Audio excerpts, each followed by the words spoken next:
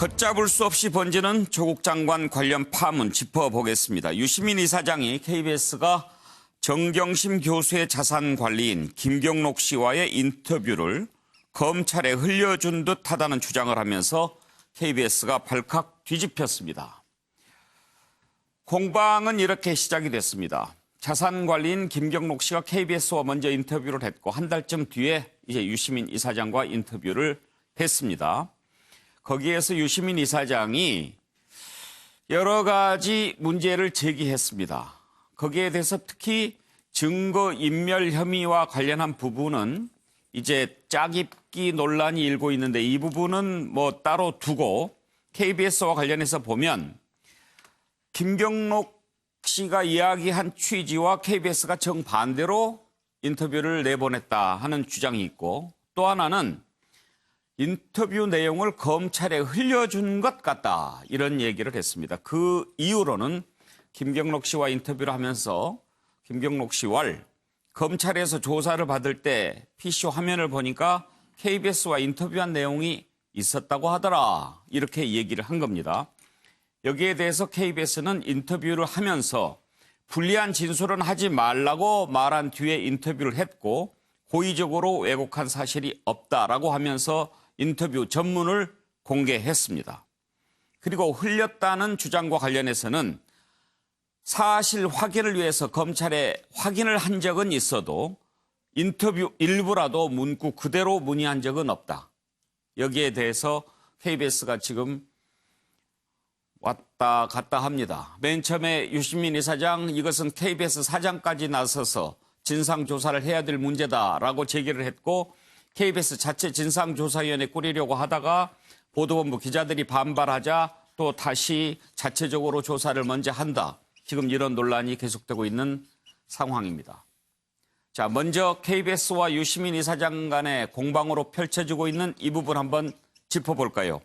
관련된 녹취 들어봅니다.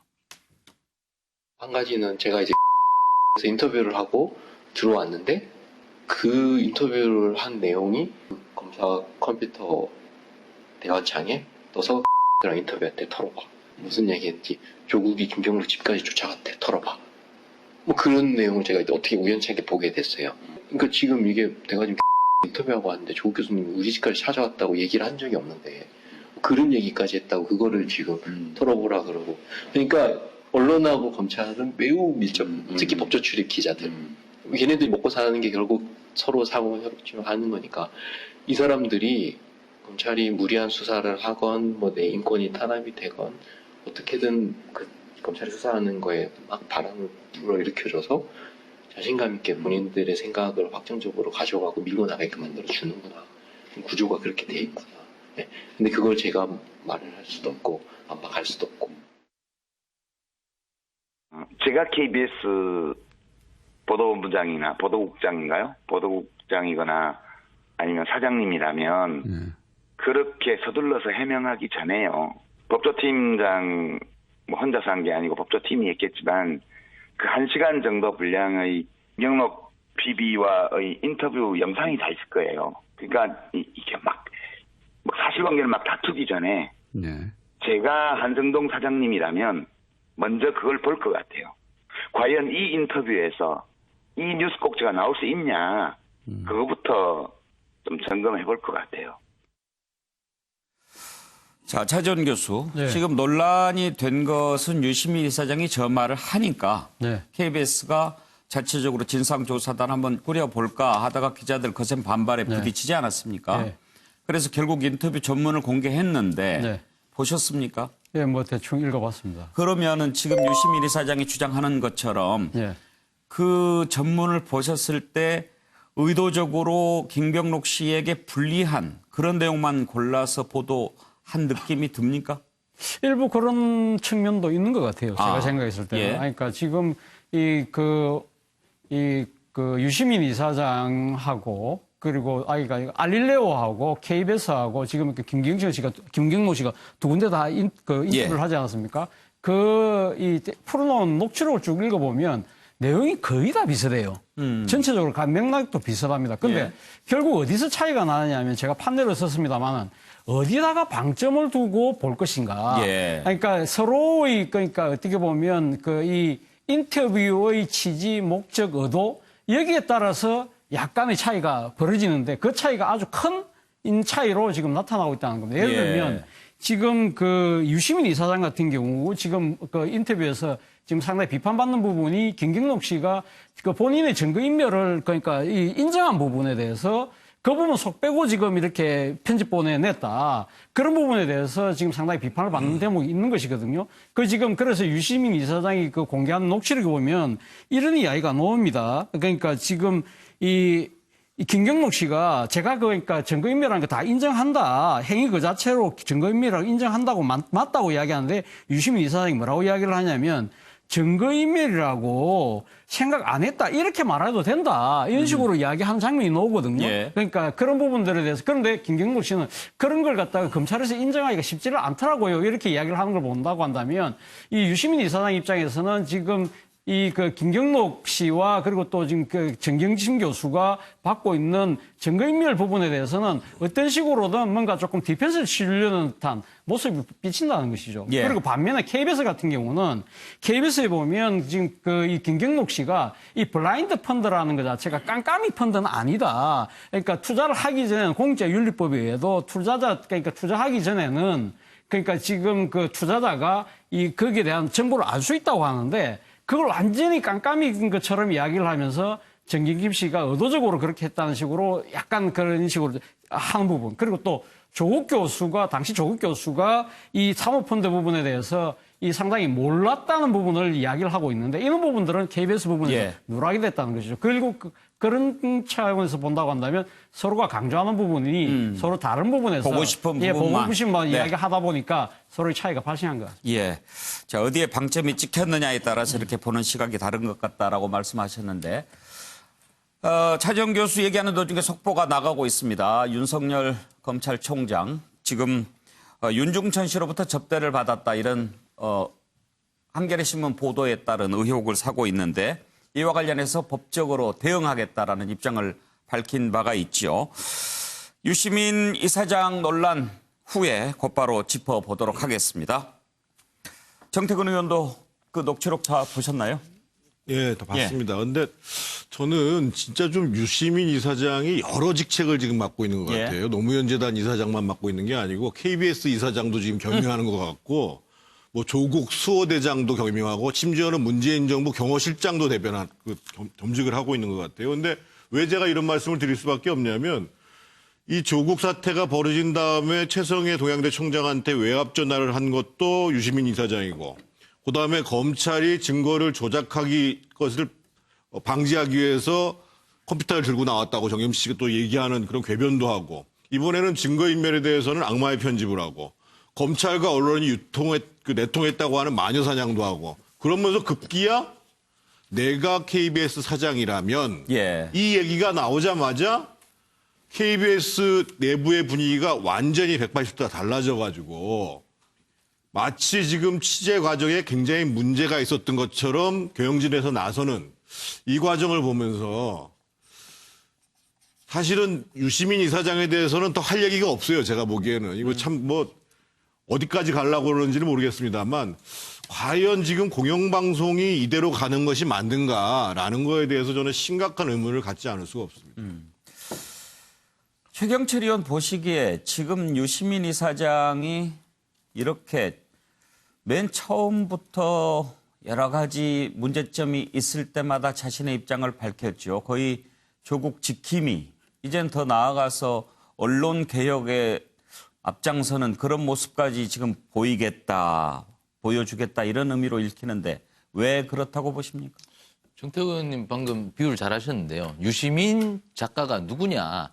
정태근 의원님은 KBS 이사장이라고 말씀하셨는데 그 정도로 지금 광폭적인 행보를 하고 있다는 거예요. 예. 사실 유시민 이사장은 정치를 안 한다고 말씀하셨어요. 그래서 작가로 불러달라고 말씀하셨죠. 그러니까 객관적이고 공평한 글을 쓰는 그러한 작가로 불러달라고 말씀하셨는데 최근 행보를 보면 이건 작가가 아니라 거의 뭐 대통령 수준으로 KBS 이사장도 훨씬 뛰어넘는 그러한 대통령의 반열에 오르고 싶어하는 행동을 보이고 있다. 저는 사실 작가라고 말씀을 하셨다면 이 정권에서 그냥 제일 뒤에 문지기 정도, 예. 골키퍼 정도 하겠다고 그렇게 말씀하셨는데 지금은 완전히 최전방 공격수로 나서서 지금 다 제치고 골을 넣겠다고 지금 들어가고 있습니다. 지금. 예. 그러다가 지금 그저께 KBS전에서 자책골을 오히려 하나 먹은 것 같아요. 골키퍼가 문전 비워놓고 저 멀리 가서 공 차고 있으니까 공이 골인 되죠. 자기 골대로 지금 공이 들어가고 있는 어허. 거죠. 그러니까 결국에는 유시민 이사장께서 여러 가지 저런 은행들이 결국에는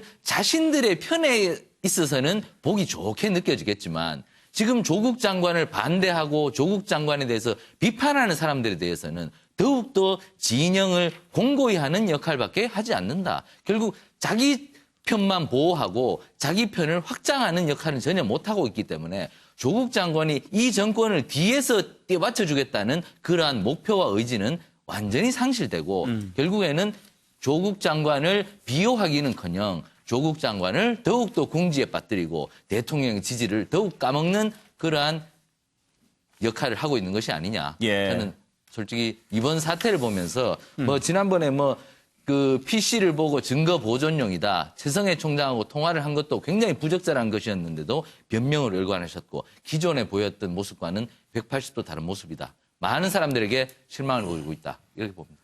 박원석 의원께서는 어떤 시각에서 유시민 이사장의 이런 행동을 보고 계신지요? 일단 아쉬운 점은 지금 우리 사회가 극단적인 불신의 한가운데 놓여 있지 않습니까? 서로가 서로를 예. 믿지 못하고 누구도 사실은 권위 있는 어떤 신뢰의 주체가 없습니다. 특히나 내일도 아마 서초동에서 또 시민들이 모여서 검찰개혁 집회를 할 텐데 그 집회 현장에서 이제 가장 불신받는 게 검찰과 언론입니다.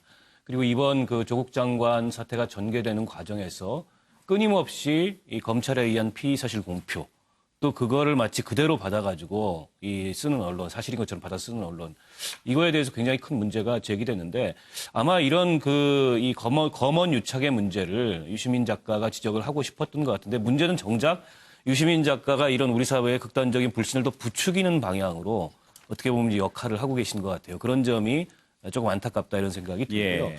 특히나 KBS 사장을 호명하면서 진상조사해야 된다라고 하는 거는 이게 이제 언론 외압으로 비춰질 만한 요소가 있거든요. 물론 유시민 작가는 지금 어떤 공식적인 직함도 권력도 없는 자연인입니다. 하지만 공적인 직함을 갖고 있는 사람 이상의 정치적 영향력이 있을 것이라고 많은 사람들이 믿고 있어요. 그런 면에서 KBS 사장을 호명하면서 이거에 대해서 진상조사해야 된다는 건 좀 너무 나간 거 아닌가. 그런 점들이 좀 안타깝고 아쉽습니다. 윤기찬 부위원장께서는 의도를 어떻게 봅니까? 저는 이분이 아마 모르고 하신 말씀은 아닐 것 같고요. 예. 왜냐하면 그 정경심 교수와 관련된 여러 사실관계들이 복합적으로 혐의를 받는 거잖아요.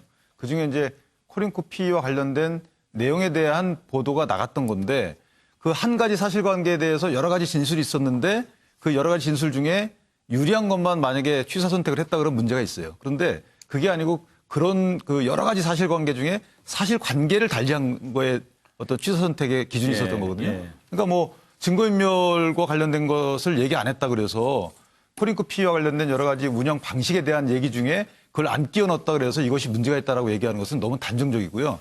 그러니까 유시민 사장의 경우에는 작가로서의 어떤 본능이 발현됐다라고 보여질 정도로 이 사실관계를 왜 이렇게 달리 평가하시나라는 의문이 있고요. 예를 들면 언론 기관에 대해서는 지금 사실은 어느 정도 압박을 가한 어떤 언행이 있었고요. 그다음에 국민들에 대해서는 사실관계를 왜곡하는 듯한 그런 의혹이 있을 수 있는 발언을 하셨어요. 그리고 사건 관계인에 대해서는 마치 지도하거나 이것을 세뇌하는 듯한 이런 또 언행이 있으셔서 좀 광폭의 여러 가지 광폭적인 간섭을 좀 행하신다. 그래서 국민들이 사실관계를 제대로 파악하는데 오히려 방해가 되고 있다. 이 점을 좀 본인이 인식을 하셨으면 좋겠어요. 현근택 부위원장께서는요.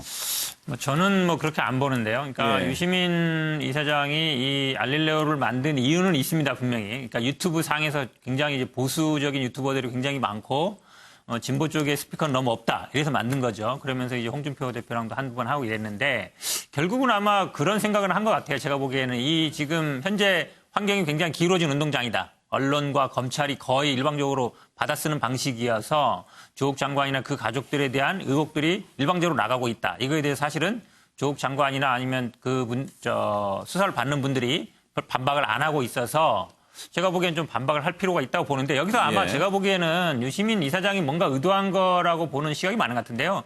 얘기를 들어보면 김경록 PB가 유시민 장관한테 연락을 했다는 거예요. 본인이 네. 일반 다른 언론엔 내가 많이 벗어나더라. 그러니까 KBS를 예를 들면서 내가 사실 이런 취지로 말했는데 그게 사실대로 전달이 안 되더라. 그래서 어찌 보면 이제 선택한 거기 때문에 유시민 이사장이 선택했다고 보는 건 어려운 것 같고요. 저는 한 가지 좀 제안을 해드리고 싶은 게 KBS가 보니까 이번에 기존에 방송을 하면서 그 기사에다가 이 전문을 올렸더라고. 온로드 했더라고요. 예, 예. 그럼 누구나 볼 수 있게. 그럼 앞으로 이런 논란이 없으려면 인터뷰를 할 때 자기 기사를 쓰고 밑에다가 전문을 올리면 되거든요. 제가 보니까 어렵지 않은 방식이에요. 그럼 이런 논란은 없을 것 같습니다. 지금 민주당에서는 유시민 이사장에 대해서 어떻게 생각하는지 궁금한데요. 사실은 아까 이제 박원석 의원님 말씀하셨지만 이분이 뭐 당적을 갖고 있거나 당의 어떤 역할을 하고 있는 건 아니거든요. 예. 제가 보기에 뭐 본인이 작가나 아니면 언론인으로 불리기 원하는 것 같은데, 그러니까 그런 어쨌든 대변이 안 되는, 예. 그러니까 어쨌든 조국 장관이나 이쪽에 답변이 안 되는 것에 대해서 사실은 많은 언론이나 많은 분들이 불편한 게 그동안 언론과 검찰에서 갖고 있던 프레임을 완전히 뒤집어 버린 거잖아요. 공범이고 어쨌든 둘이 공동으로 해서 뭔가 사모펀드에서 돈을 벌려 한 거 아니냐라는데 완전히 정반대 얘기를 물론 유시민 장관이 한 게 아니라 그 김경록 PB가 했는데 그 부분에 대해서 제가 보기에는 아마 기존에 생각하던 것들이 많이 흔들리니까 논란인 것 같은데 제가 보기에는 뭐 우리 당하고 직접 어떤 뭐 관계를 맺거나 그렇지는 않고 있습니다. 예. 자, KBS 기자들은 지금 거세게 반발하면서 법적인 대응을 검토하고 있다고 하는데 혹시 또 진전이 있으면 다뤄보도록 하겠습니다.